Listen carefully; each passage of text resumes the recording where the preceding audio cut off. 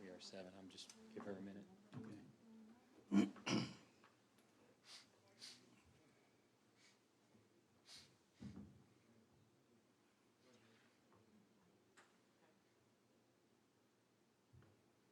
Ready? It is 7. You good, Ms. Hunter? I'm good now, Okay. thank you. I'd like to call to order the June 4th meeting of the Goochland County Planning Commission. Mrs. Hunter, do we have a quorum? Mr. Chairman, Mr. Patuck is absent for medical reasons, but you do have a quorum. Thank you very much. Mr. Myers, would you lead us in pledge and invocation?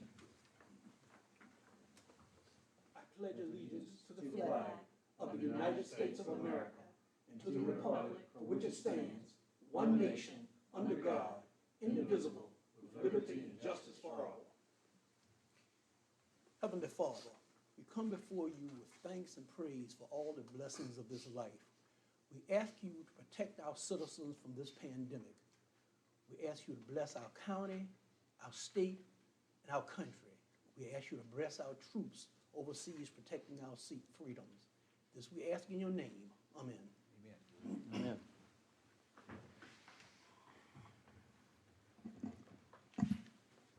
The next item on the agenda is election of officers. We usually typically do this at our April meeting, but this is our first annual meeting since our April meeting was canceled. So the first would be election of the chair. Is there a motion for a new chairman? I will make a motion for a new chairman, Mr. John Myers. I'll second it. Would you second that, Mr. Rockefeller? Second. Mr. Rockefeller seconded it. All in favor, say aye. Aye. All opposed? Congratulations, Mr. Myers.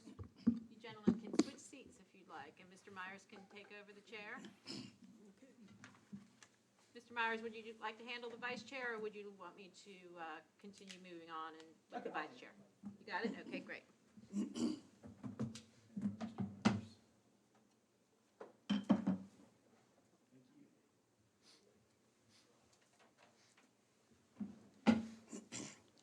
Okay.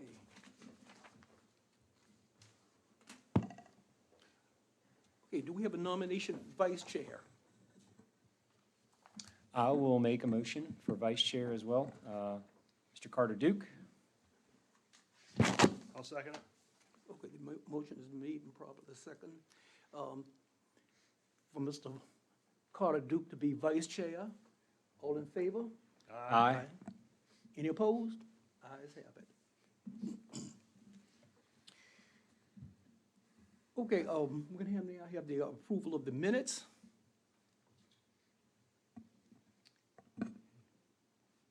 Do we have any, do we have minutes from the? They're in your packet Yeah. for the March? Or, Yeah, March March 5th. minutes. Yes. we have a motion to approve, or any comments? Mr. Chairman, I've read the minutes and I recommend we approve the minutes as submitted. Okay. I second it. Okay, the motion has been made and properly seconded. We approve the minutes as written. All in favor?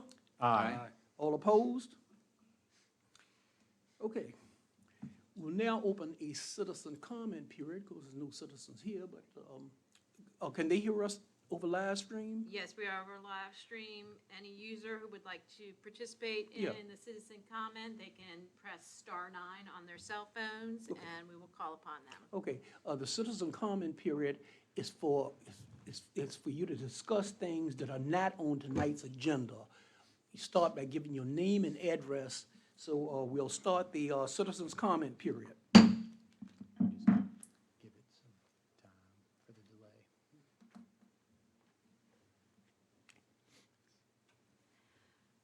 I'm not seeing anybody at this time, but we'll give it just a few more seconds in case there's a delay.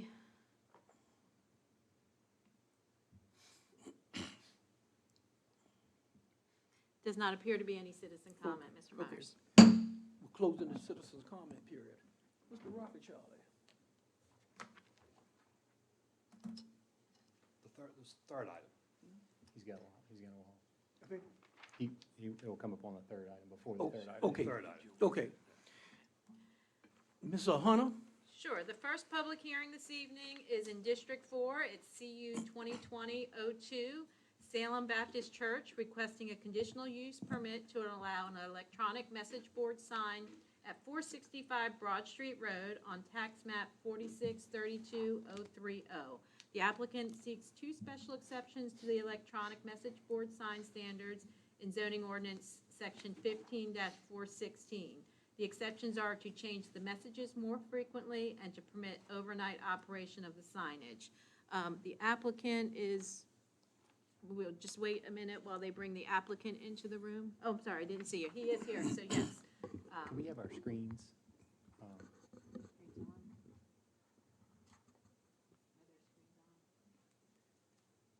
Did you turn them on?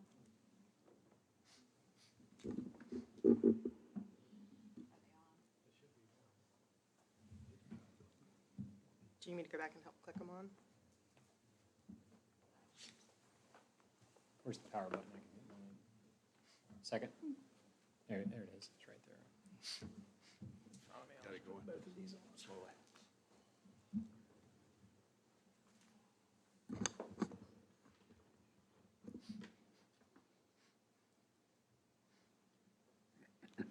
Good. Thank you, Ms. Hunter. Mr. Chairman, congratulations. Members of the commission, I'm Jamie Sherry. I'm the Assistant Director of Community Development. As Ms. Hunter stated, Salem Baptist Church is requesting a conditional use permit with two exceptions to have a electronic message board sign. The property is located, the property is located on the south side of Broad Street Road, about halfway between the intersections of Three Chopped and Mannequin Roads.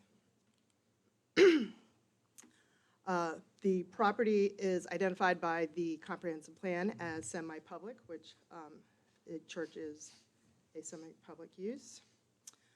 The property is zoned A2, which is agricultural limited. The surrounding properties are also, for the most part, zoned similarly. There are two residential lots on Three Chop Road that are rural residential.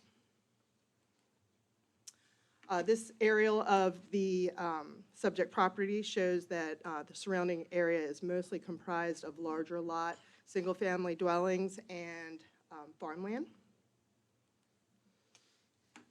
Electronic message boards were added to the zoning ordinance in January of this year when we adopted the new zoning rewrite.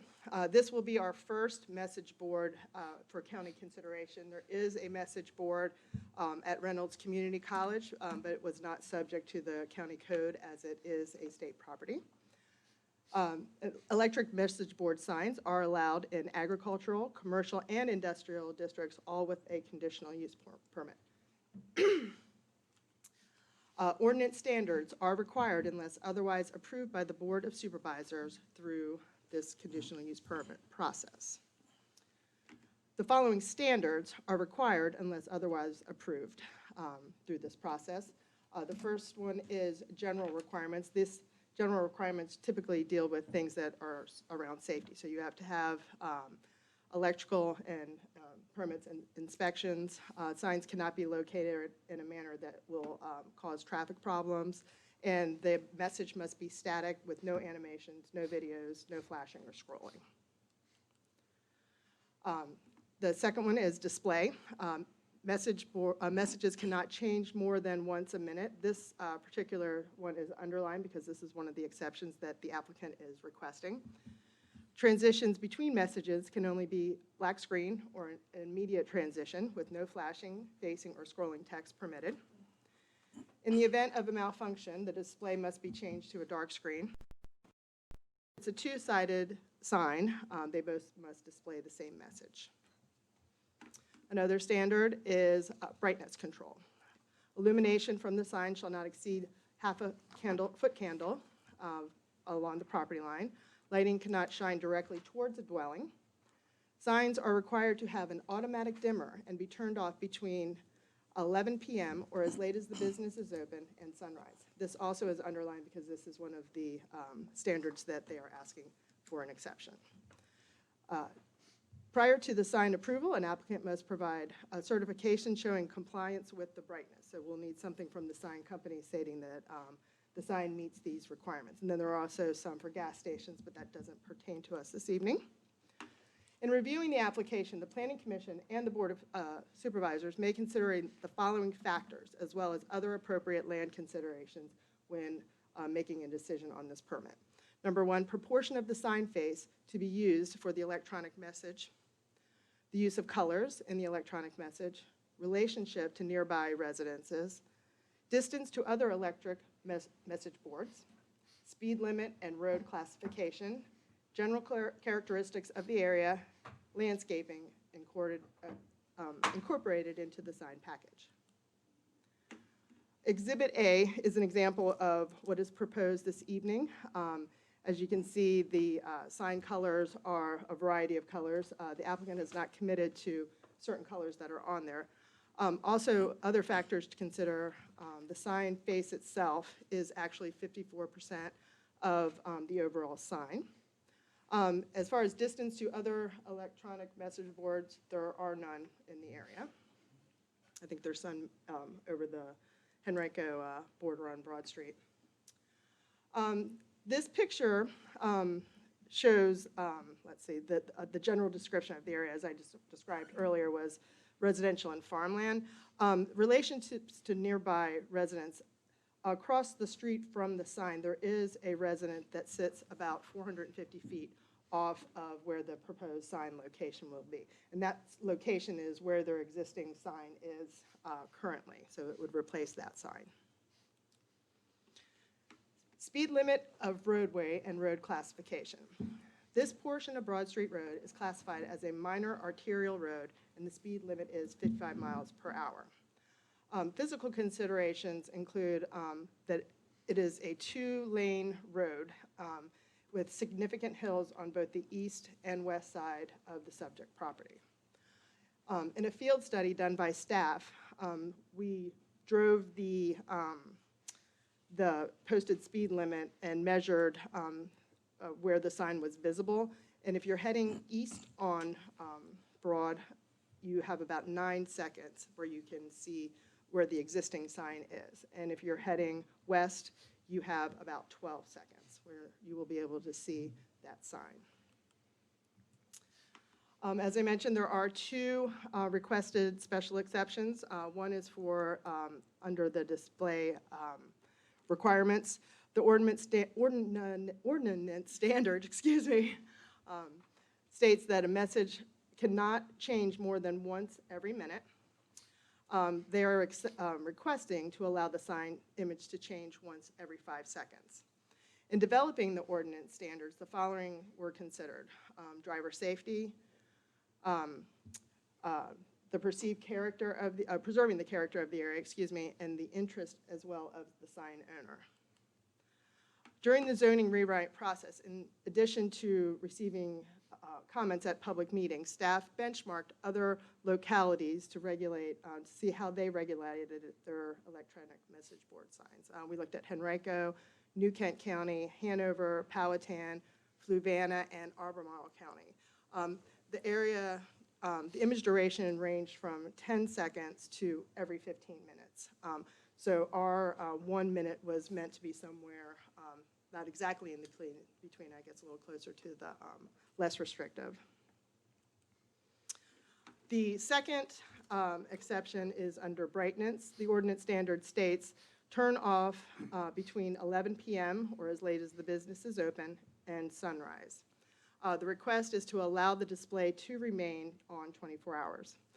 In developing the ordinance standards, the following were considered: proximity to residences, the impact on dark sky compliance, preserving the existing character of the area again, and once again, in keeping in mind the interest of the sign owner.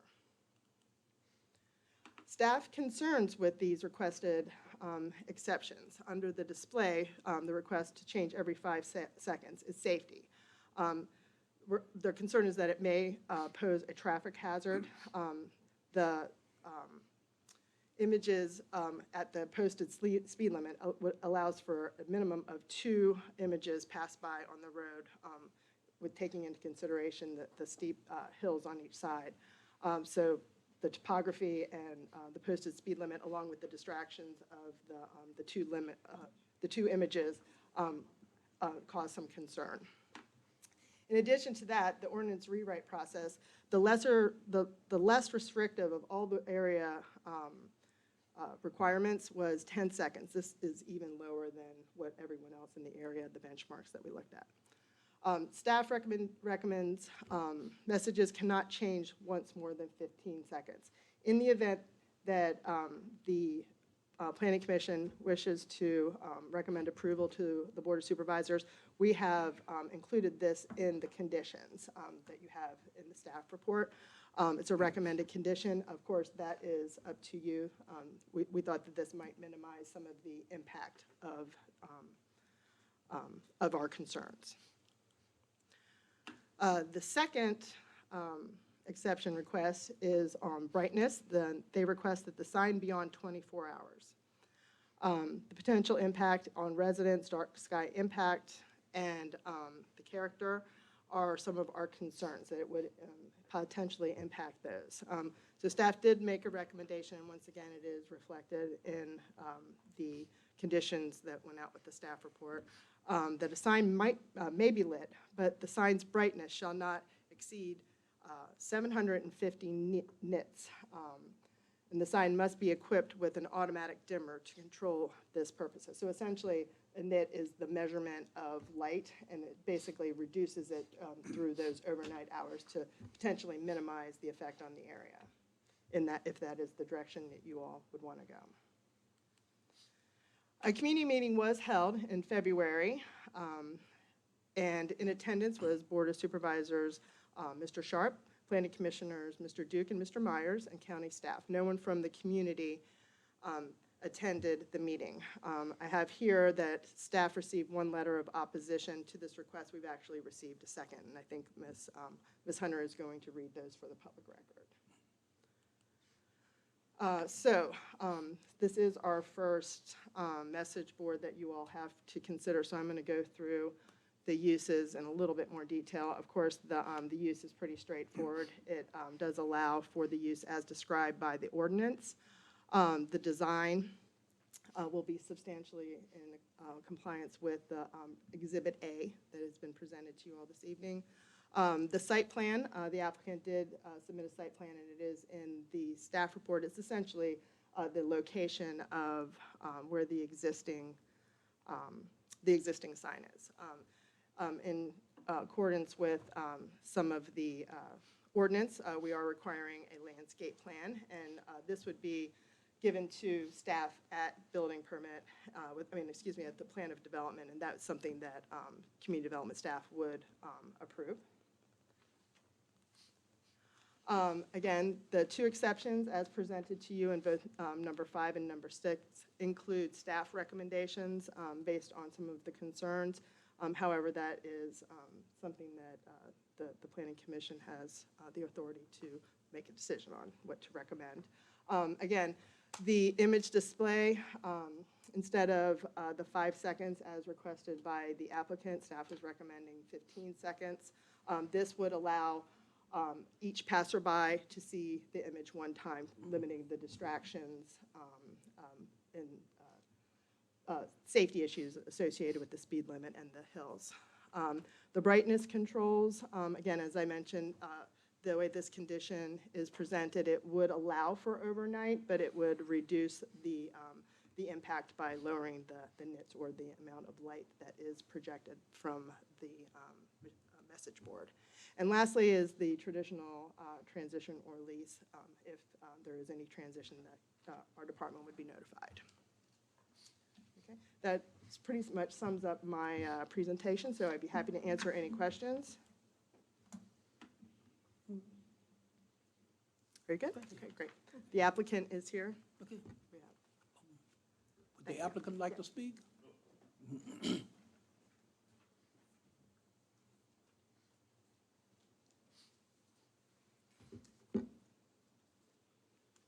Hi, Thank you. On behalf of Salem Baptist Church, my name is Zach Zabindin. I'm their pastor, and we're very grateful that the Planning Commission is even allowing electronic message signs. So we're just glad to be here.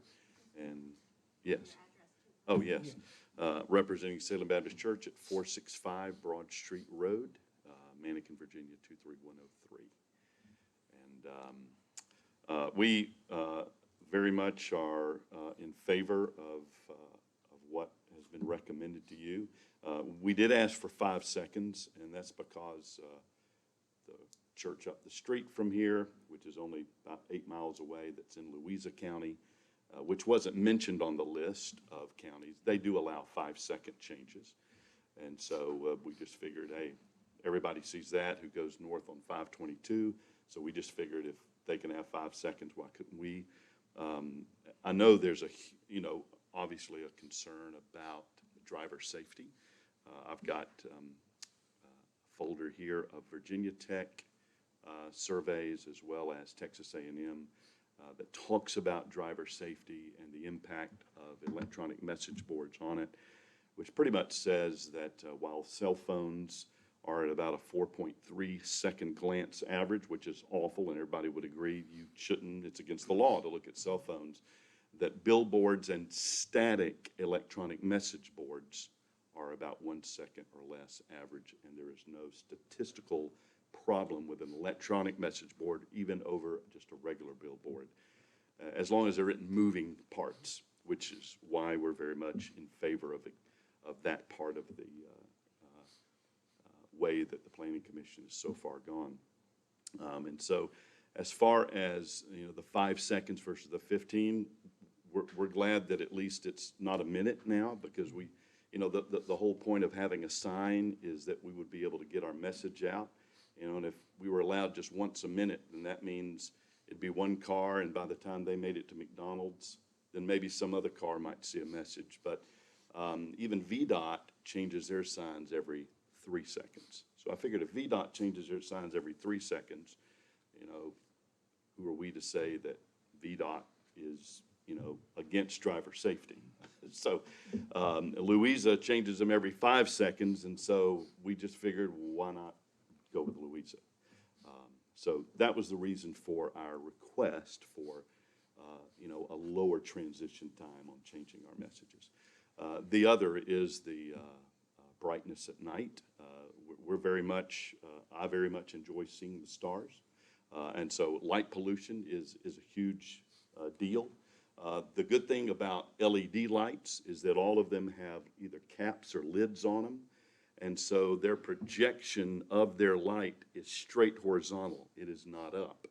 And every one of them is hidden. And so the actual light pollution going up is extremely minimal, especially as over the years these LEDs have been given cap lids instead of just open faces. And so that's been a huge change, and this particular sign is very much in line with making sure light pollution is not given to the area. And so we very much want to keep that also. And so we like the recommendation of lowering the brightness at night. We were going to do that anyway, whatever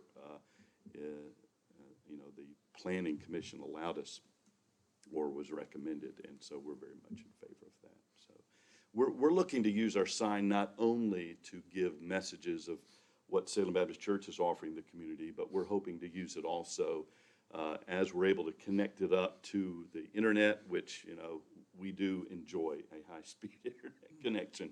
Finally, after we moved on Broad Street, be able to connect it to things like Amber Alerts, to other stuff other than just our church, like maybe time and temperature. And so we're looking at it to be a little more, not just, hey, come see us, but also community help. So any questions y'all might have? Pastor, I'm just curious that you want to keep it on all night long, because after midnight night, there is very, very little traffic on Broad Street Road. Yeah, you're right. Get a whole lot of exposure. Right. There's little, but I would say this, 2 things. you know, the few cars that would come by, we still want them to know the same thing that you know when in the daytime. You know, if Joe's working night shift or, you know, needing a quick Coca-Cola from Wawa, which I know everything closes now at 8 o'clock, but, you know, they used to be open, you know, that they'd still have the message. But I understand, you're right, the number of cars is down tremendously, and I'm thinking the reduction in the brightness would, you know, mitigate any difficulties that people may have. Thank you. Okay, thank you. I'm going to leave this. Thank you very much. Gentlemen, discussion? I can wait until after public hearing. Okay, yeah, that's, Yeah. okay, now we're gonna open the public hearing. Chairman, we typically do not read into the record comments or letters submitted by joining citizens, but due to the unique nature of the meeting and not being open to the public, we did let both of them know that we would read their comments into the letter. And while I'm reading this, anybody who wishes to make a comment on this case, if they would press star 9 on their cell phones, we will call on you in just a moment. So the first letter is from Joseph and Cynthia Broussard. To the members of the Planning Commission, we live across the street from Salem Baptist Church. Our driveway is less than 200 yards west of Salem Baptist Church, and we are opposed to the request to have an electronic sign, and we are vehemently opposed to their 2 exceptions request to have the electronic sign on for 24 hours and to be constantly changing. In the 6-mile stretch of the Broad Street Road from Salem Baptist Church to Short Pump Mall, there are only 6 electronic signs. Only 4 of those signs are constantly changing. Those changing signs are 1, Walgreens at Broad and Pump, 2, Four Eyes at Broad and Spring Oak, 3, Hendrick Chevrolet Dealership at Broad and Gayton, and 4, West Broad Marketplace, Cabela's Wegmans at Broad and Cabela Drive. No changing electronic signs exist further west on West Broad than the West Broad Street Marketplace sign. Please do not allow Salem Baptist Church to install such a commercial sign in an agricultural and residential setting. Salem Baptist Church is surrounded by neighboring homes where people want to live in the peace and quiet of rural Goochland. When the lights from their parking lot remain on overnight, the serenity of the peaceful dark evening is washed out from their lighting, and it's hard to see the stars. There are no electronic signs within 2.5 miles. Shell gas station at Centerville, and allowing Salem Baptist Church to install an electronic sign will totally ruin the fabric of our part of Goochland County. No other church along Broad Street has an electronic sign, and Salem Baptist Church should not be allowed an exception. However, if it is unfortunately determined to allow them to have an electronic sign, then it certainly should not be allowed to operate after a certain time in the evening. Very few people go to church much after 8 or 9 p.m., so that should be the latest the sign should be operational, and it shouldn't be constantly changing and flashing all day long. Have you seen the sign at Reynolds Community College on Fairground Road? It's constantly flashing and changing, and that sign makes the area look too commercial. We are not opposed to Salem Baptist Church having a sign, but an electronic sign will make our neighborhood feel too commercial. Even though it may be a busy thoroughfare, it is still our neighborhood. Please do not allow Salem Baptist to decrease the value of our home by making our neighborhood begin to look like Short Pump. Even the Short Pump area has very few electronic signs. As mentioned earlier, there are only 4 flashing signs, and none of them are further west than the West Broad Marketplace sign. Our neighborhood is not a marketplace and should not be treated as such. Please do not ruin our neighborhood by allowing this electronic sign. Respectfully, Joseph and Cynthia Broussard, 534 Broad Street Road, Mannequin-Sabat.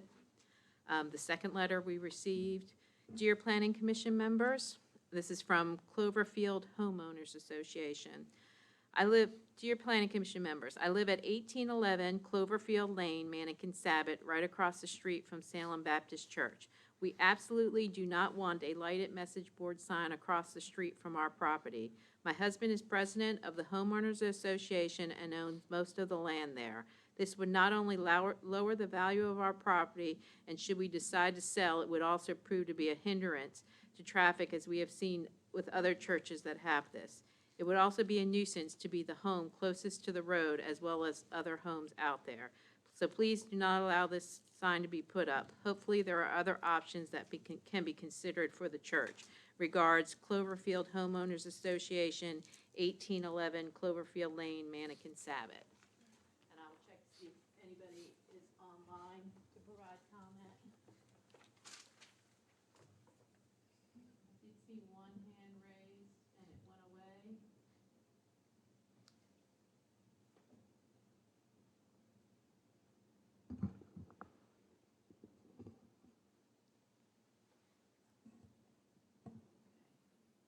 I have a question in regard to the one letter, just with the development, the Cloverfield, what in proximity to the church?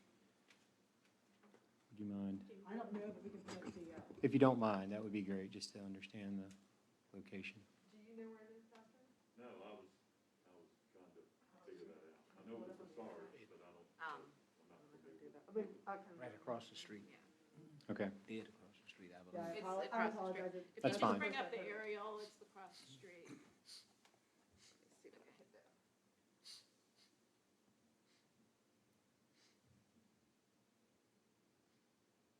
Thank you, Ms. Sherry.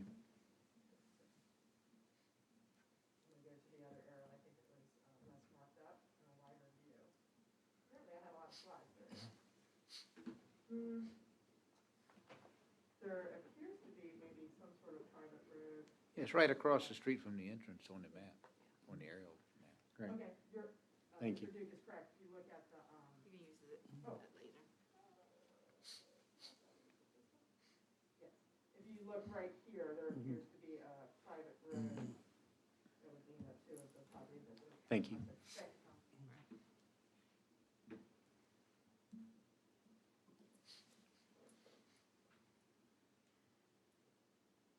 Is there anybody online who would like to submit any comments?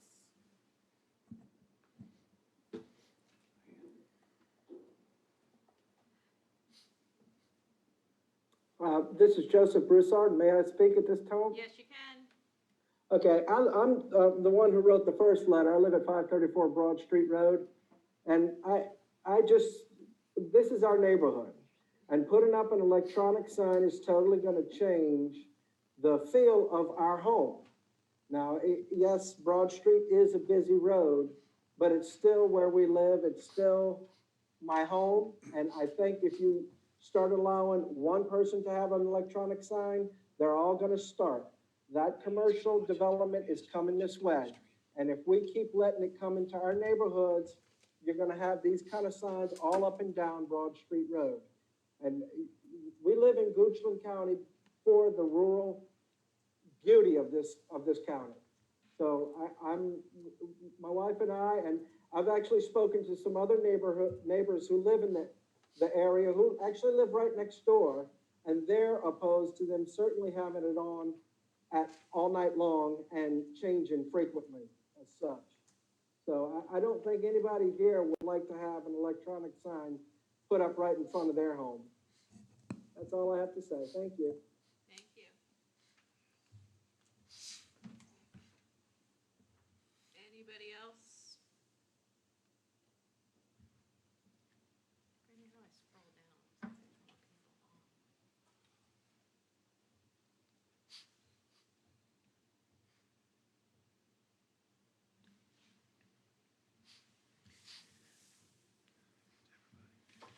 There's no other comments, Mr. Myers. Okay, we'll closing the citizen comment period. Public hearing. Close the public hearing. Yeah. Public hearings. Gentlemen, anything? Your discussion? I have a few comments. I was at the meeting back in the fall when this ordinance was discussed, and I think some of y'all were there, and we had members from the Board of Supervisors, the public, and Planning Commission, a lot of people there discussing the whole thing. And a lot of people didn't want it in the first place. And we were sort of forced into it by the court system. So we came up with the ordinance, which we thought this was a reasonable way to try it for the first time around in the county.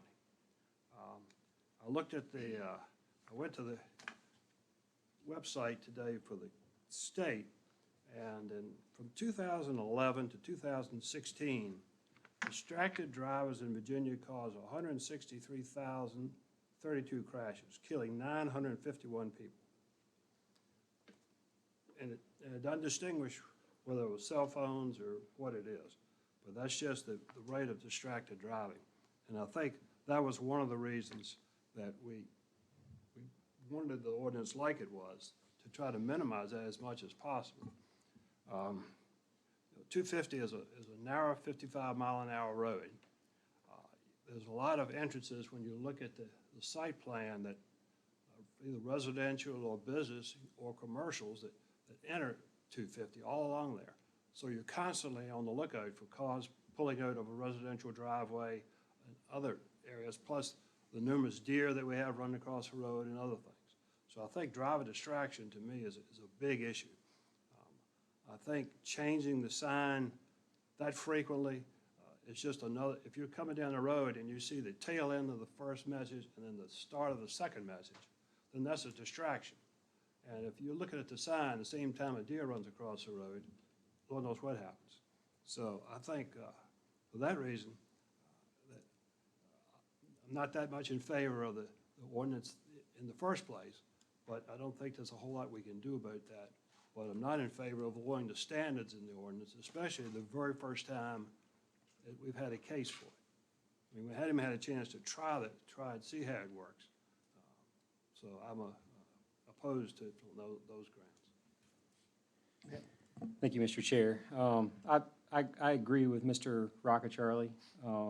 I read three studies, one of which was created by MIT, and again, it was are digital billboards dangerously distracting?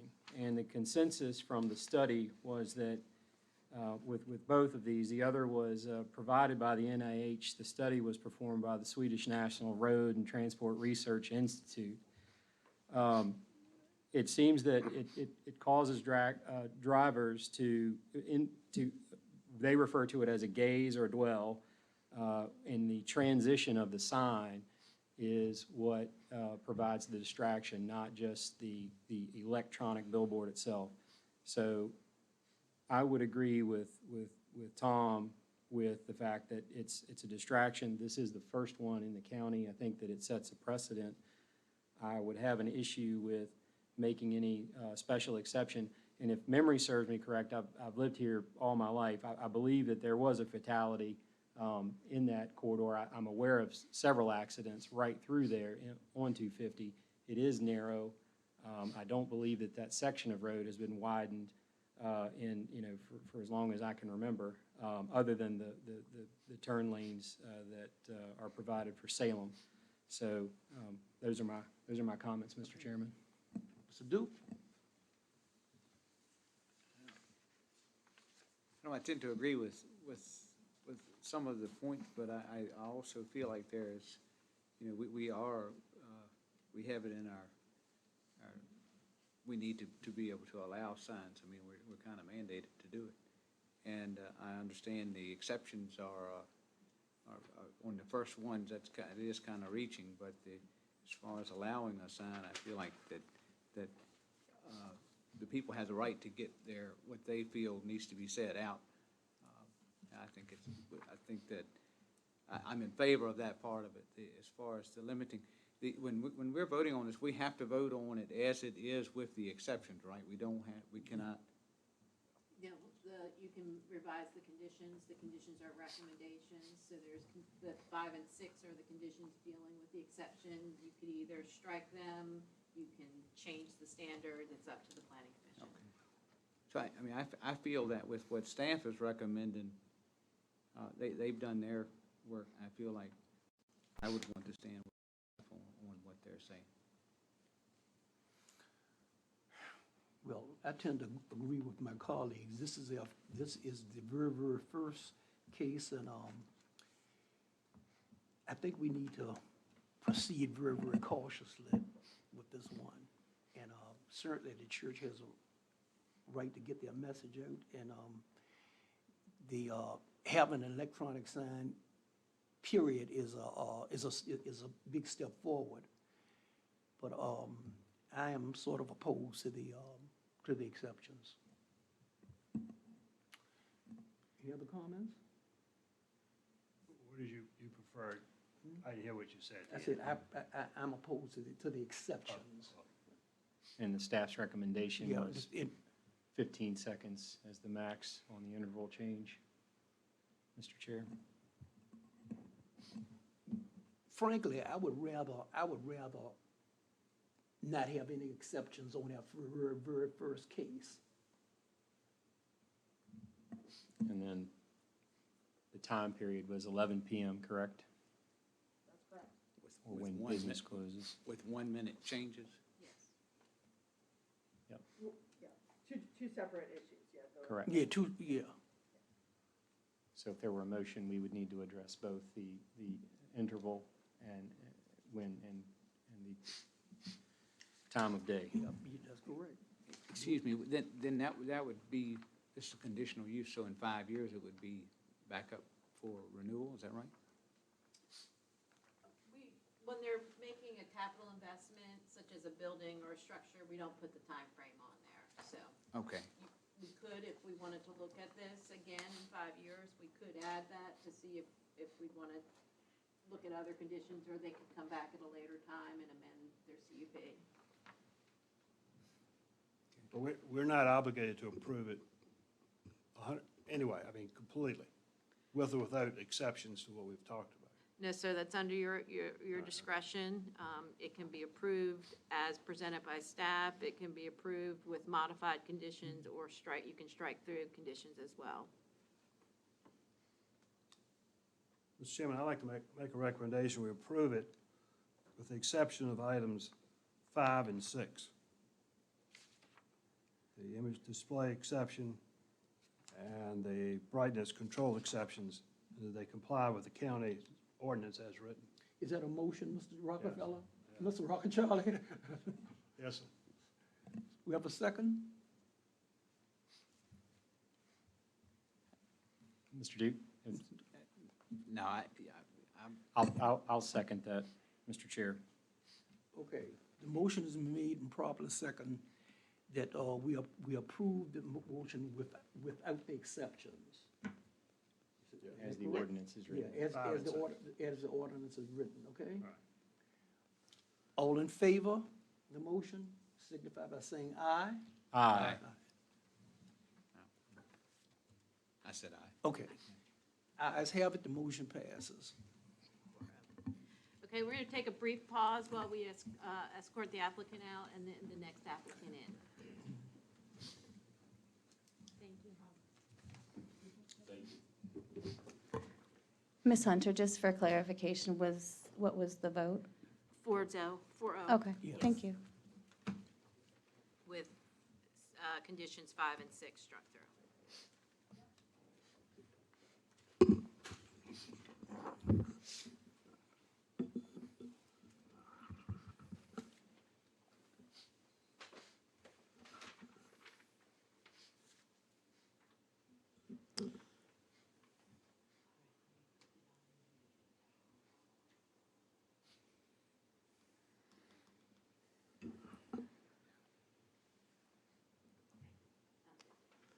Members of the Commission, Tom Coleman, Principal Planner. The next application we have is application by GCJ Holdings LLC. It is for a conditional use permit. The request is for a campground and a public assembly place, so there's two uses. It's on 67 acres, located at 1978 Cardwell Road. The property is zoned agriculturally, and it is designated rural enhancement area in the comprehensive plan. This is more or less centrally located in the county. Looking at the property, it is zoned agriculturally, and all the surrounding properties are also zoned agriculturally. Looking at the zoning map and the following maps, you'll see that it is adjacent to the elementary school, Randolph Elementary School, and there are a number of residential properties that abut this to the south. Again, looking at the comprehensive plan recommendation, the subject property and most of the surrounding properties are designated rural enhancement area in the comprehensive plan, except for the school, which does have that public use, and the Bethel United Methodist Church is located across Cardwell Road. Again, looking at the aerial photo, you can see one thing I'll note is looking at the subject property. You'll notice several structures and buildings. They do tend to be located to the sort of the western portion of the site, sort of the back of the property away from Cardwell Road. And there are a number of dwellings in the school that are located along the southern edge of the property. There was a community meeting held in February. Board members, Mr. Sharp and Mr. Spoonhour were present, and also Planning Commissioner Mr. Duke. There were a number of items that were discussed at that community meeting, including the history of the property. It was formerly a Little Hawk Camp. The potential for the removal of trees and maintaining a buffer around the perimeter of the site, especially adjacent to the residential properties. Concern with a business-type use of the property. A plan for the future construction of a new dwelling. The number of campsites that would be hosted on the site, the types of campers, whether it be RVs, tents, et cetera, and the facilities that we provided for those campers. Sight lines on Cardwell Road and the roadway banking. The types of outdoor events that they would host, and the number, size, and the number and size of those events. Noise and music, amplified sound that may be generated from the site, and the close proximity to those residential areas, especially to the south. Again, with the proposed use, they are proposing a campground, which would feature campers located in two general areas that would include 2 cabins that could have up to 24 campers each, and then a primitive campground that would be limited to 5 campsites. The event venue would be limited to 75 attendees or less.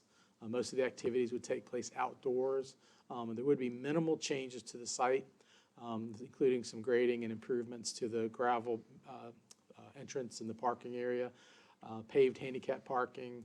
They would be required to have a plan of development, which would look at, that's required for the public assembly use, and they'd be looking at the parking and reviewing the entrance to Cardwell Road and other items like that. As I mentioned earlier, there used to be a camp on the site, and there's a number of existing facilities that they would reutilize for the proposed use. There is an existing dwelling that would continue to be used as a dwelling. The applicant has indicated their intent to build another dwelling in the future, which really would not be subject to the CUP limitations. As it relates to the camp, there were a number of structures, including the 2 cabins. Each has an occupancy of 24 beds. There was a dining hall. There was an in-ground pool with a cover and a pump house. There was a bathhouse, which is adjacent to the in-ground pool, a small picnic pavilion, there's a boat dock on the pond, and the pond is sort of a prominent feature of the site. Primitive tent camping site and an archery range. The health department did indicate that there is a septic capacity for 85 campers and staff at this site. Looking at the conceptual plan for the property, sort of note that as mentioned earlier, you see the access road that sort of traverses the property in a northwesterly direction, but a lot of the pond and the structures are located and congregated in that area of the property. And as we get into the conditions, there's going to be a set of conditions for the place of public assembly, then some district conditions for the campground, and at the end, there will be some conditions that will apply to both uses.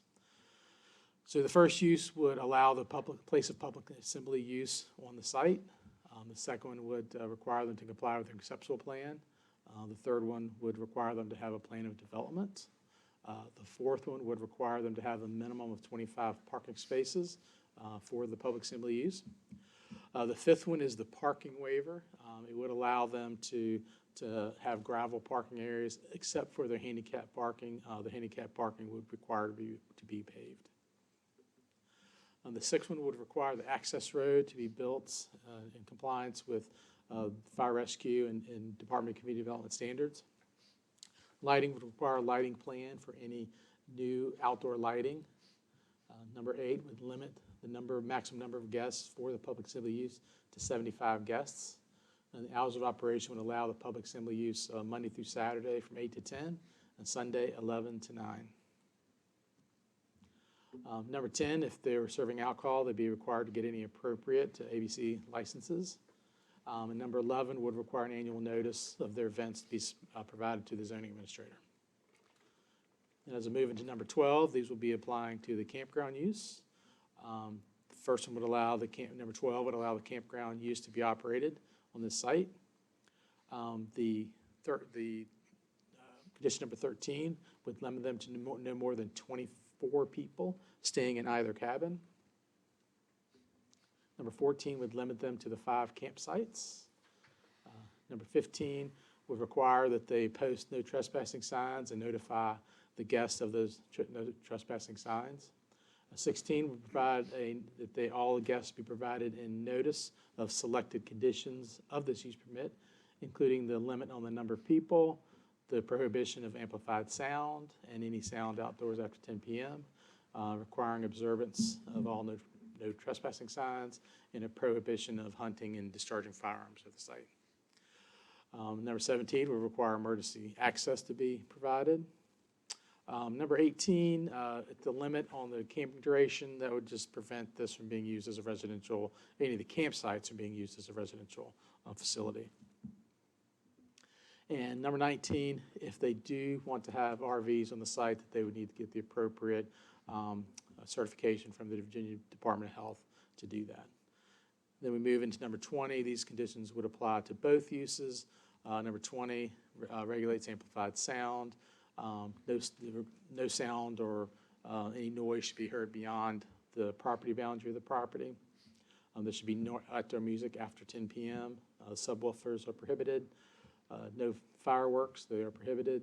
No discharging of firearms and no hunting on the property. Number 23 would limit them to 1 sign visible from Cardwell Road, also limited to 20 square feet in area. Number 24 would require them to maintain a tree-safe buffer that's 100 feet in depth along the perimeter of their property, and only dead and diseased trees could be removed from that tree buffer. Number 25 would provide an expiration date, July 2025. And number 26 is our standard condition as it relates to the transfer or lease of the property.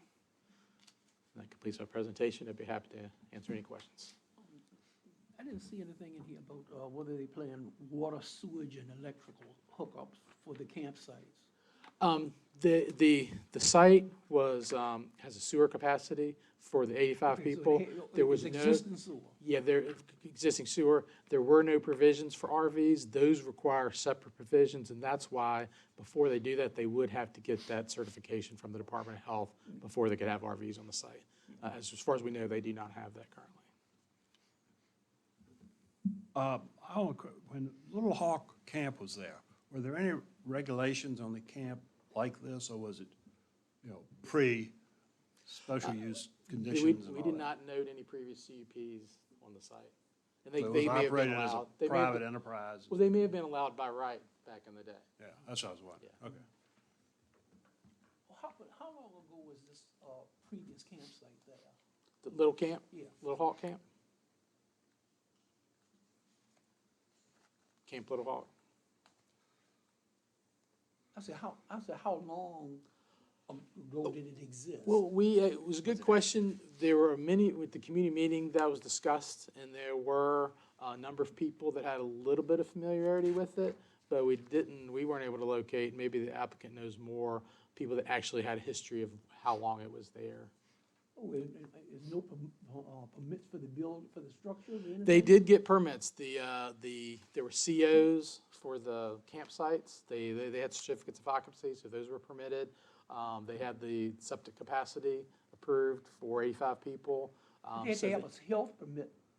Yeah, they had a number of permits that they did get approved for the site. And they will, and those, like the certificate of occupancy for the 2 cabins, those are still valid. Okay. So they're allowed to Do you operate. recall what the years were on any of those permits? Sorry, with that? Do you recall what the years were on any of those? No, sir, I do not. Some of it's been upgraded since 2000, I remember that, Okay, so less than 20 years ago. okay, thank you, Mr. Carter. Would the applicant like to speak?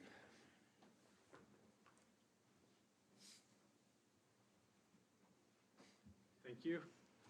Appreciate the commission and the staff for the opportunity. My name is Greg Leffel. I'm the applicant and owner of 1978 Cardwell. And I just have a couple of remarks I would like to read. Oh, 1978 Cardwell Road, Crozier.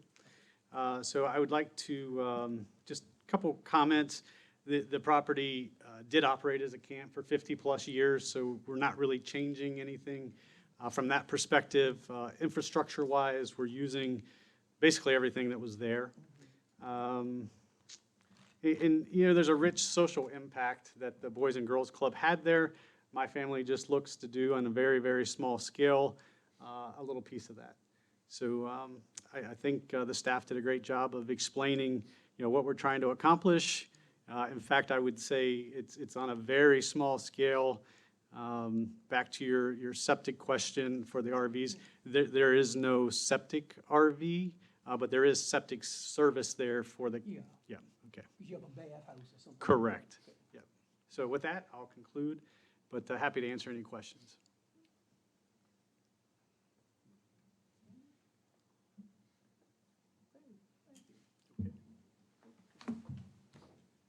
Okay, we'll open the public hearing. Yes, if anybody would like to participate in the public hearing, if they could press *9 on their phone. We have not received any letters or comments to our PC comment email that was requested in the letters. So I'm not seeing any hands raised at this time, but if we just give it about 30 seconds to see if there's any delay.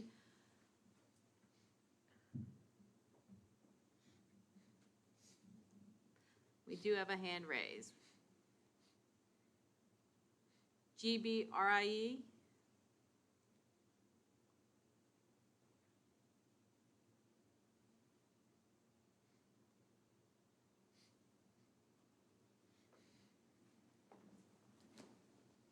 GBRIE, you're on muted.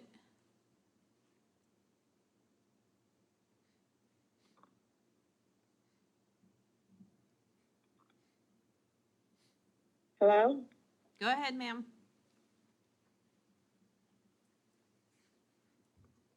Can you hear us, ma'am? Hello?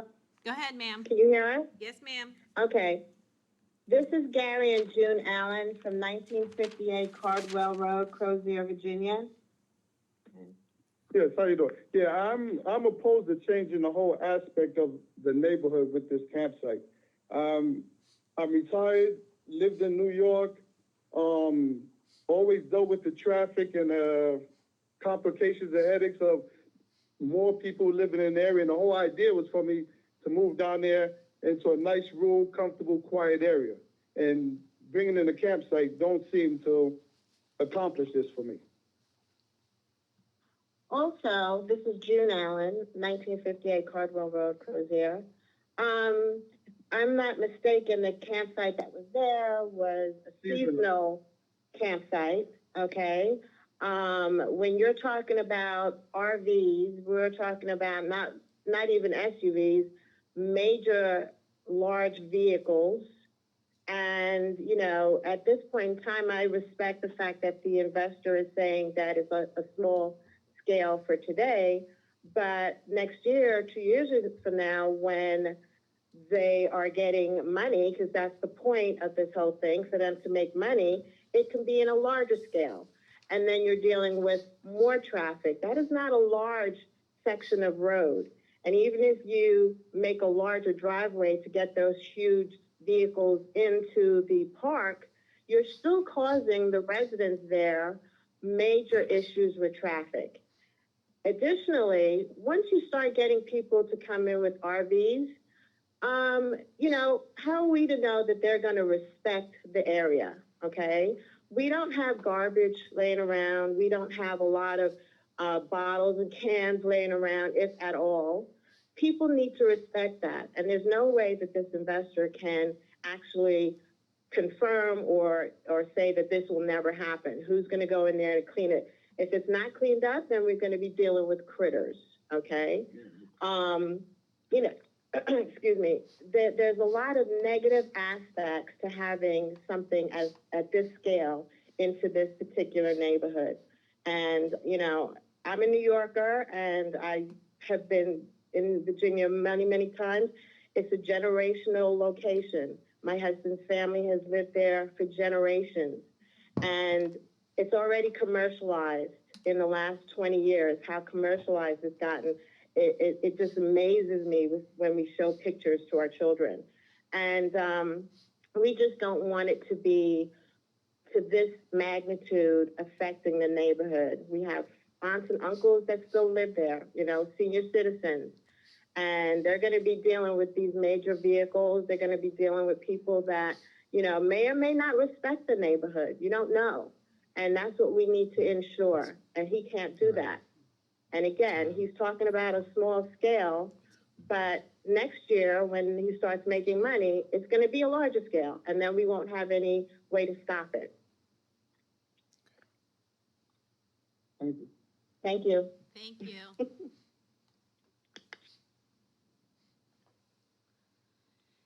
Anybody else like to comment by pressing *9?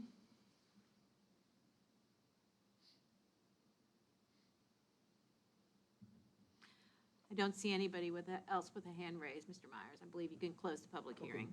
We're closing the public hearing. Any discussion, gentlemen?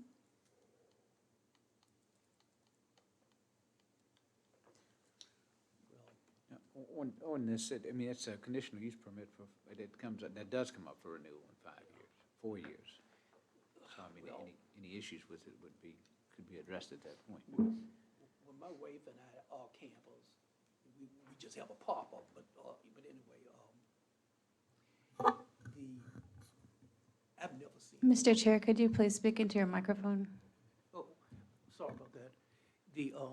In every campground I've been to, it's peaceful, it's quiet, and people come to campgrounds primarily for a little relaxation. You don't have people making noise. You don't have people with loud music. People come there for peace and quiet. And I've never seen any traffic problems caused by any campgrounds, and this is a relatively small campground compared to a lot of them.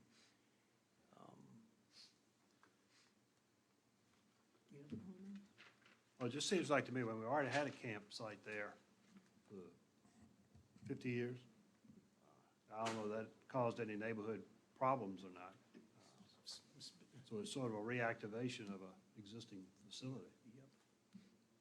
I don't know whether the applicant can address the issue of RVs, whether he's going to advertise it for RV parking or, because that seems to be an issue. Yeah, certainly, I think conceptually, the idea is to mainly use the cabins in the primitive camp area, more like a version of hip camp, which I don't know if you're familiar with that concept, but it's more tent camping. I would be remiss to say that we may or may not, we haven't gotten there, don't know if people want to RV camp there because we don't have facilities. So I certainly appreciate the community's input as to wanting to keep the place clean and traffic down. We certainly will be very cognizant of that. And our intent is to be a good neighbor and be a productive part of Goochland County. Thank you. Mr. Chair, you do have a hand raised. It is somebody who was on the public call. I know we have closed the public hearing, but are you interested in taking any comment? Oh, that person has already spoken? No. Oh, somebody else? Okay. Yes. No, we've closed the public hearing. Okay.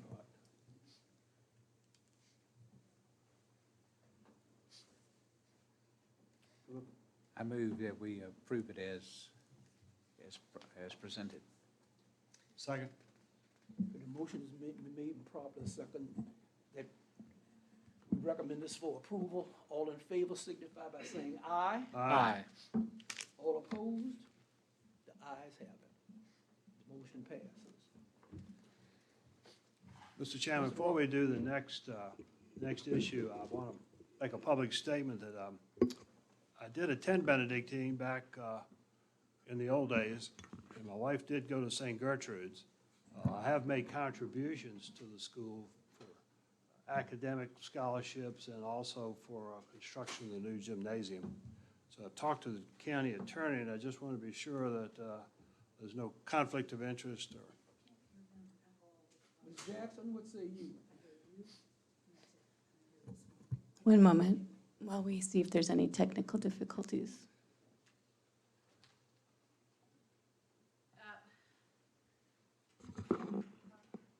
They're indicating that on the live stream, they're not picking up your mic, so if you could speak closer into your mics, please. Thank you.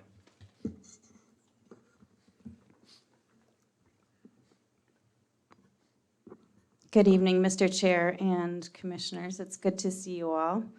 In case anyone that's watching on the live stream or listening on the Zoom call didn't hear, one of the commissioners presented a question about a potential conflict of interest in hearing and voting on the next case, which is the Benedictine conditional use permit case. The commissioner stated that he attended the school, as did his wife, that is Benedictine and St. Gertrude, and has provided financial support to the organization as recently as this year for their new gym. And with respect to him having attended the school and providing financial support to the organization, those actions do not create a conflict of interest under state law, and he is therefore able to participate in the discussion and vote on this matter. Thank you. Thank you, Mr. Chairman.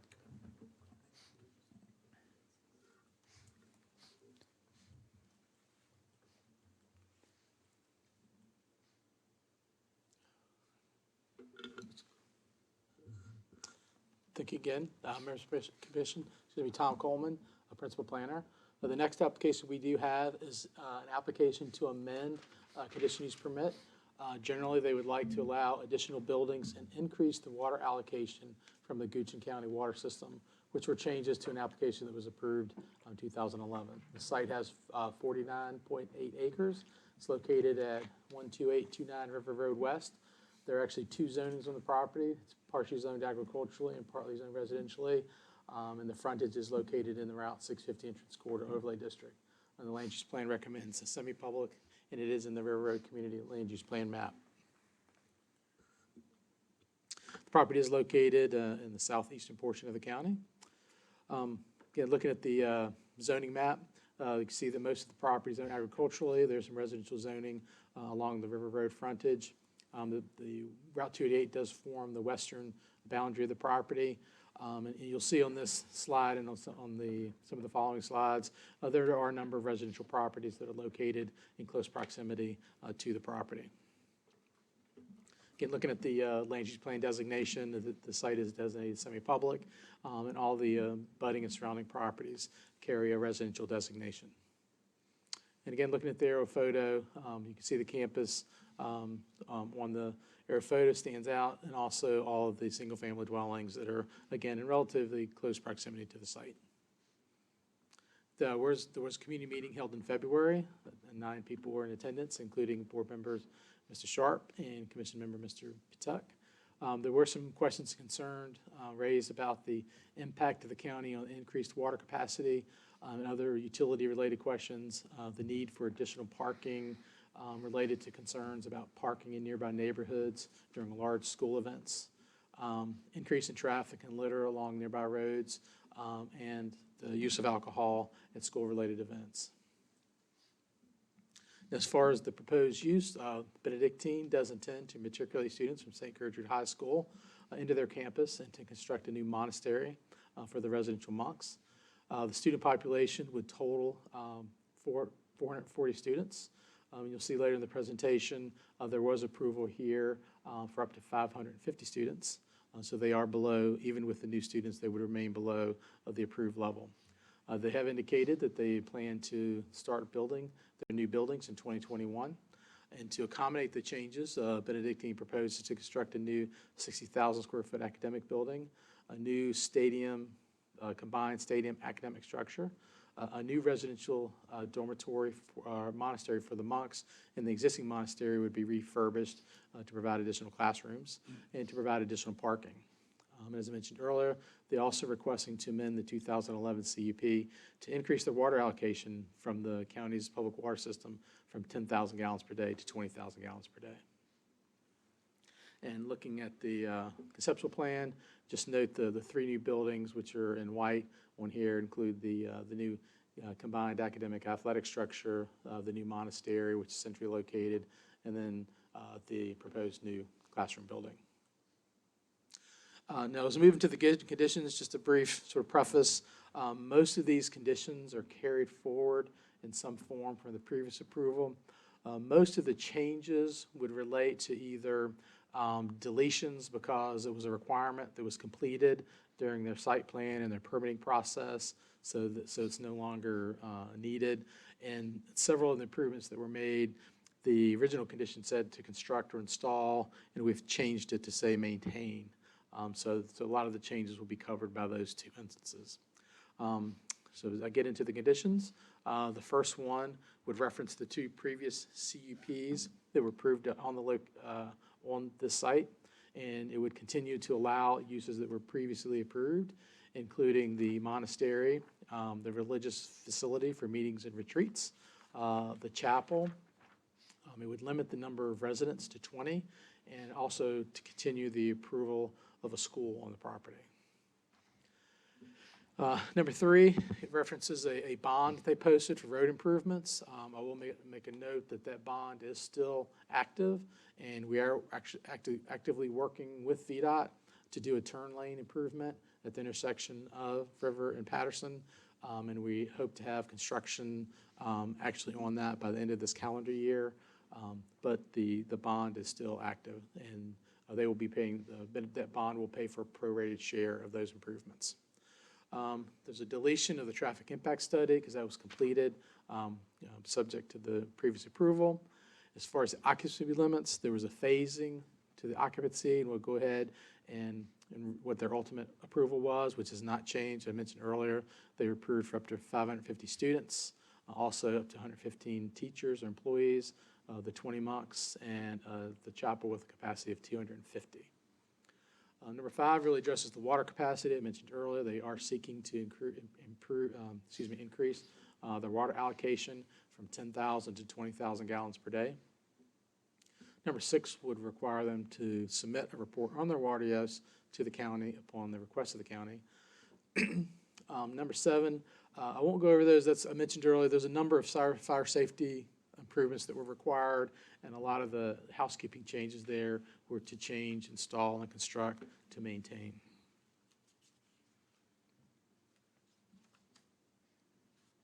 Number 18, again, this is a code requirement. They met all the building code requirements, and by code, they would be required to meet the building code requirements. Number 8, this requires that they would not exceed their sewage limits that are part of their DEQ permit. Number 9 would require them to comply with their revised site plan. Number 10 would limit them to no more than 2 points of access to River Road, and then no more than one other emergency access.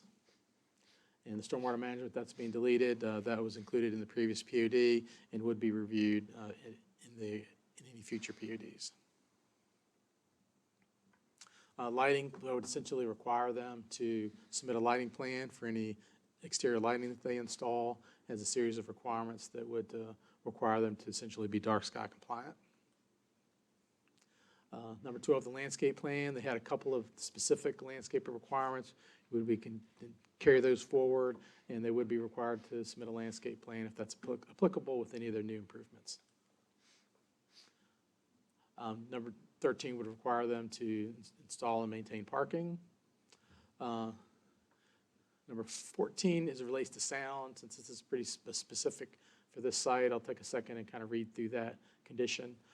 Sound heard outdoors and generated from activities on the property shall be limited to 7 a.m. to 9 p.m. Monday through Friday, and 8 a.m. to 9 p.m. on Saturday, and 8 a.m. to 6 p.m. on Sunday.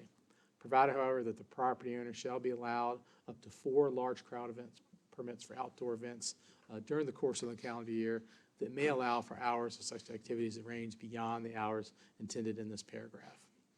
So that just, they have some sound limitations, but they are specifically have 4 times that they are exempted. Number 15 would limit their hours of construction. Number 16 has sort of been updated to include our standard language for any transfer or sale of the property. And then the last few conditions were deleted because they're no longer applicable or they're covered by policies and codes that have been approved since this was approved in 2011. And that concludes our presentation. I'd be happy to answer any questions. So it appears that they are want to increase the. Oh, it seems like they want to increase the number of students about maybe 25%, something like that. The increase in the number of students? Yeah.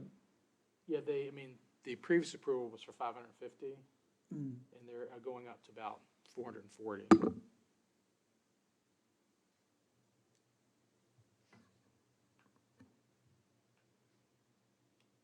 I thought it was from 440 to 500 to 500. Mr. Chair, if I could state what I think is true, and Mr. Tom can correct me if I'm incorrect, but the current approval is for 550 students. That's the current limit. They are not anywhere near that capacity. okay, So with the okay, addition of the new school, they're going to be up to 400 something. Up to the limit, okay. Still less than their current Okay, capacity. Okay. You could see on the condition breakdown, 280 Okay, Benedict. I got you.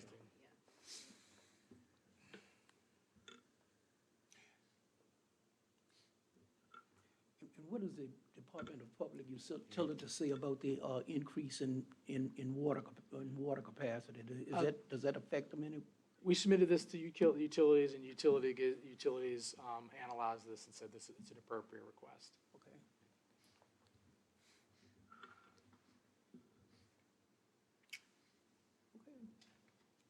Okay, now we'll open the public hearing. Oh, would the applicant like to speak? Yeah. Yes, sir.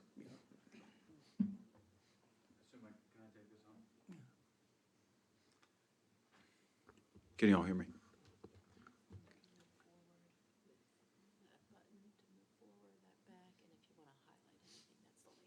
Okay. Well, thank you all for hearing me. My name is Jesse Grapes. I am the president of the Benedictine Schools of Richmond, representing the applicant, the Benedictine Society of Virginia, which is the Benedictine monks, priests who own the property.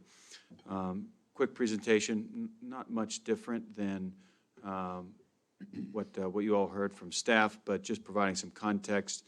If you're not familiar with these schools, St. Gertrude High School is a Catholic prep school for girls that is owned and operated by the Benedictine Sisters of Virginia. They live up in Northern Virginia in their monastery. They have been the sister school to Benedictine since that school was founded in 1922. Benedictine was founded in 1911. They were about 400 feet apart in the museum district for roughly 90 years. St. Gertrude is still located there at this time. St. Gertrude and Benedictine have shared activities, academic, athletic, and especially social, in a brother-sister school relationship since 1922. So it's a long-standing relationship, 98 years. And the St. Gertrude students have actually been using facilities in Goochland County since 2001. In 2001, Benedictine built athletic facilities out in the county on this campus, including tennis courts, a football field, track, and some other fields as well. And the St. Gertrude students have utilized those facilities and continue to do so today. And then last thing, in January of this year, the Benedictine Society, Virginia, the applicant announced that their plan is for, in conjunction with the owners of St. Gertrude, the Benedictine Sisters, for St. Gertrude to relocate to the campus here at the Abbey. Just one update, since the town hall meeting, when we first presented this to our neighbors in the county, which was pre-coronavirus and many other things. The world has changed quite a bit since then. We have accelerated the timeline for St. Gertrude to move. So they are actually moving to the campus this summer, and we're making some improvements and changes inside the building to create some classroom space. So we will cohabitate, if you will, in the one school building for 2 years, hopefully 2 years, with this committee and the county's approval to build the girls a new school building for their education.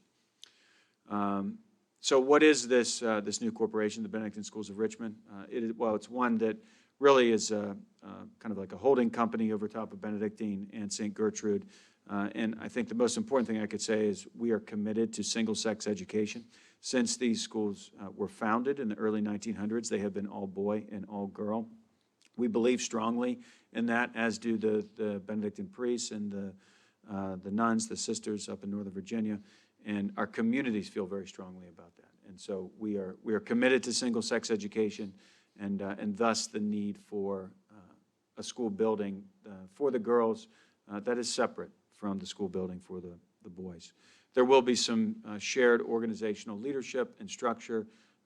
At the top over top of these two organizations will be 2 employees, in particular, a president and a principal. I will be the president of the new corporation.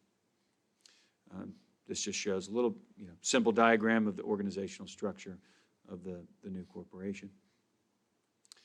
So what is the timeline? Again, the St. Gertrude girls and faculty are moving out to the campus this summer. And as staff correctly pointed out, we are, even with the girls on campus, we're well under the personnel constraints of the original conditional use permit, abiding by all of those covenants, and we have been since 2011. But with, again, as well as the new school building for the girls, the monks, the priests who live on the property, would like to move into a new small house-type structure. They currently live in the school building. They have, isolated space on the 3rd floor that's, security controlled. But like most of us, I bet, it's not ideal to live in a building with 200 to 400 teenagers.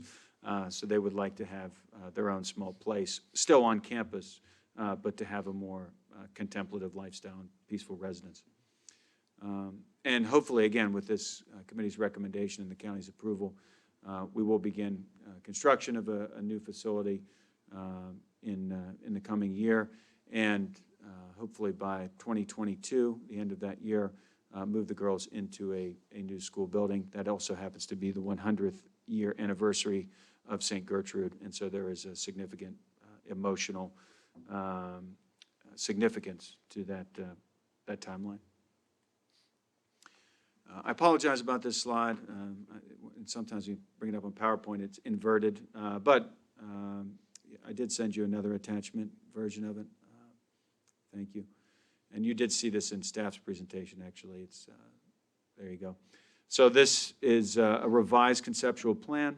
In the original the conditional use permit of 2011, there was a conceptual plan which was an appendix to that conditional use permit, and as staff said, it did not have the girls' school building on that plan at that time. That was not part of our concept at the time. And so you can see on to the left of that screen the girls' school building there. That's a pretty good location, but it's somewhat of a concept. We're not sure if it's an L-shaped building or if it's a bar-shaped building, but certainly on the back piece of the property there behind the athletic fields looking out towards 288 and the river. The monastery house, as you can see, much smaller, down, actually connected to the current school building, but a separate building at the bottom part of the diagram. And then you know, at some point, the bleacher stadiums, the bleachers for the athletic stadium are very old, and we would like to redo those at some point. That's not an immediate plan, but in the future, we would like to redo those, put some athletic storage underneath those bleachers, and perhaps if we need some more classrooms, put those in addition to some restroom and concession facilities. Again, that's not an immediate plan, but something that we could want to do in the future. Oh, yeah, if you could go back to the, thank you.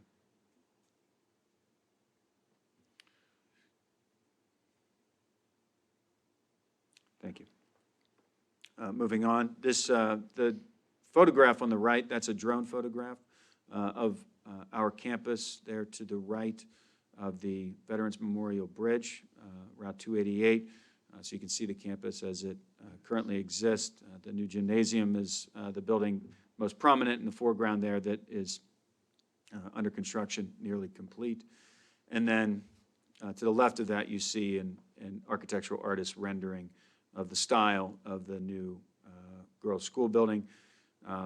St. Gertrude has a prominent feature, as did Benedictine downtown, which is its bell tower. It's actually the brand, the symbol of the school, and so there would be an intent architecturally to resurrect that in some capacity. You know, wonderful architectural artist. I think he took some license here, and that building looks a lot bigger than 60,000 square feet. But I think he was trying to get a style point across. And but that style, which is kind of a blend of Romanesque and Spanish colonial revival architecture, that is the architectural tradition of the Benedictines. That's what you find in the museum district in the original buildings, pre-additions. It's very beautiful, and we would look to continue that style, which already exists on the campus. The new gymnasium, which is also visible from Route 288, is built in that same architectural style. Regarding enrollment and student capacity, and particularly that covenant regarding personnel, you see the CUP conditions there on the left of that chart, and on the right, that is where we are currently with just the boys' school, 250 boys, 47 full-time equivalents, and 6 residential monks. So if you combine the two schools today, you know, as they are, where would we be? We'd be at 432 students, 90 full-time equivalents, and still only 6 monks. So personnel-wise, we would still be well under the covenants of the conditional use permit. And so what is our request? As staff said, to amend the CUP appendix, Benedictine Abbey conceptual plan, to include the buildings that I mentioned, and to approve an amendment to increase our water capacity allocation from 10,000 gallons a day to 20,000 gallons per day.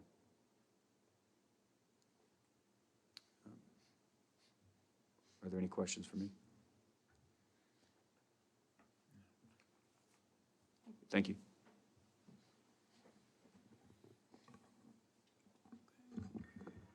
Now we'll open the public hearing. If anybody would like to participate in the public hearing, please dial *9 on your phone.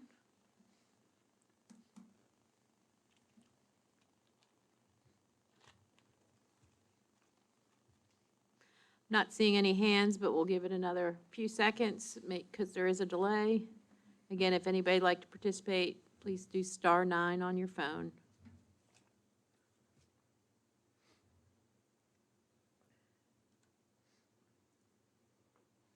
There appears to be nobody who wants to participate in the public hearing. Okay, we will be closing the public hearing.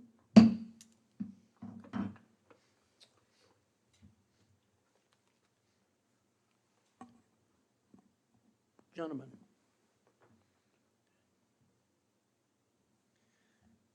I don't have any comments. I would like to make a motion for recommending approval as presented. I'll second. Okay, the motion has been made and properly seconded. We recommend this for approval.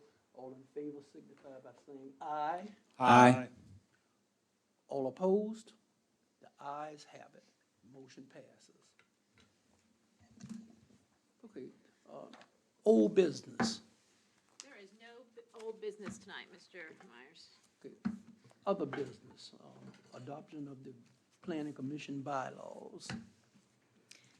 Good evening, Mr. Chair, Planning Commission members. Once again, since this is your annual meeting, since we didn't meet in April or May, traditionally at your annual meeting, we'll provide any updates to the bylaws to you, which are found in your packet. I believe we went over these at one of the work sessions, and there has been one addition since then. So I'll just go over all of the changes again, since it's been a few months. We removed the word chairman and changed it to chair throughout, so you'll see that change. On page 2, in paragraph 2.5, we just updated a reference to the Virginia Code. The subparagraph is actually D, not C. And on page 3, in paragraph 2.7, towards the end, we updated the reference to our new zoning ordinance, which is no longer an appendix to our code and has a new code section. And then the other significant change that we made appears on page 5. It's a new section, 2.10, participation by electronic communications. Not to be confused exactly with what we're doing this evening, under the Freedom of Information Act, boards are allowed to have up to 2 members participate electronically in the event of a medical reason or a personal reason.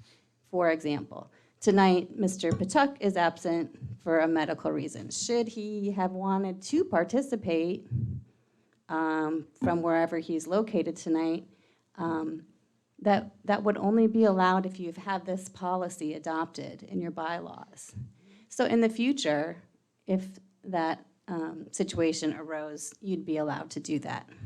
And this also matches the provisions that the Board of Supervisors have. And if you recall, a few years ago, that they used that provision when Mr. Creasy participated in a meeting from the hospital. So that's what that does. And of course, there's certain procedures and reasons, and you notify the chair. And if you have any questions about that, let me know. And those conclude the changes to the bylaws.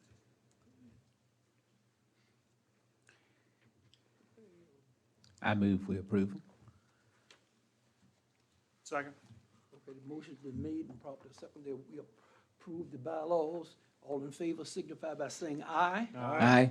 All opposed? The ayes have it. The motion passes. All right, gentlemen, and your last item this evening goes along with it being your annual meeting.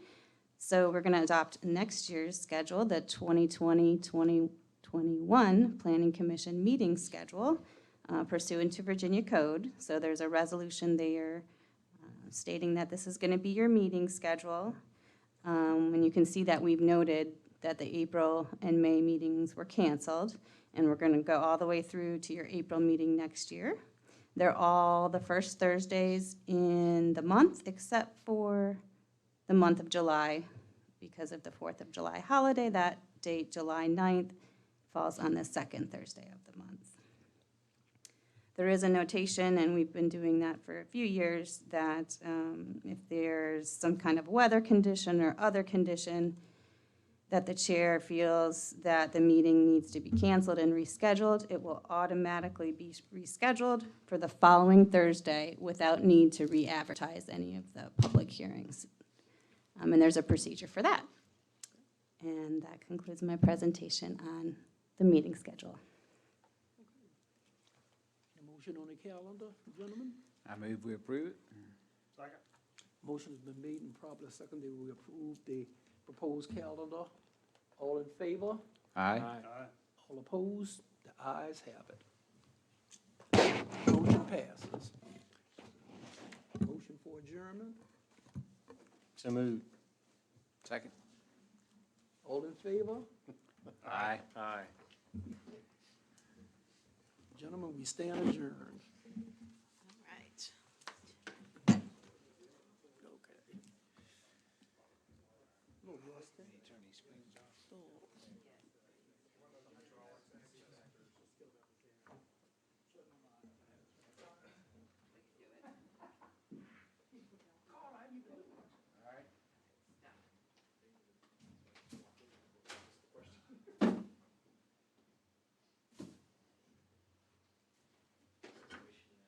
casualties on our first meeting online? No, don't think so. I'm surprised somebody. I thought for sure we'd have people speaking Benedictine. Most of the neighbors to that are probably involved with it. Right. Okay, how do I turn this off?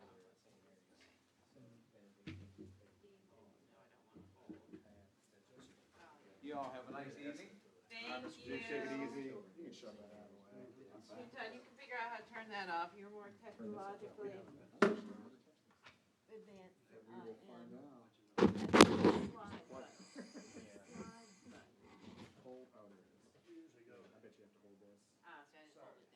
Goodbye, see you. Goodbye. Good night. Thank you. Take this Fall upstairs at some out point. of What's up there, Mr. Stash? Mr. Charlie, how you doing? All right. You got called Rockefeller tonight. Yeah. All right. Yeah, the Stash is good. We had enough, Oh, he's got the whole. I know, I know. One was Zoom, one was the camera, one was, Ashley, you know, I gotta give her credit because she doesn't seem to be fazed by this at all. This is hard. This is really hard. No.